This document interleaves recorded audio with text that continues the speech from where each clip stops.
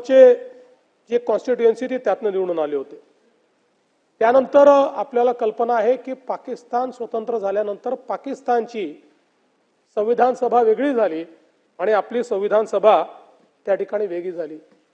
खरं म्हणजे भारतरत्न डॉक्टर बाबासाहेब आंबेडकर पहिल्यांदा या संविधान सभेकरता मुंबईतनं निवडणूक लढले। त्यांना आपण निवडून येऊ दिलं नाही। मग ते बांगलादेशमध्ये त्यांच्याकरता, बांगलादेश नाही तेव्हा भारत अखंड होता, त्या ठिकाणी मंडल नावाचे एक निवडून आलेले प्रतिनिधी होते। त्यांनी डॉक्टर बाबासाहेब आंबेडकरांकरता आपली जागा रिकामी केली।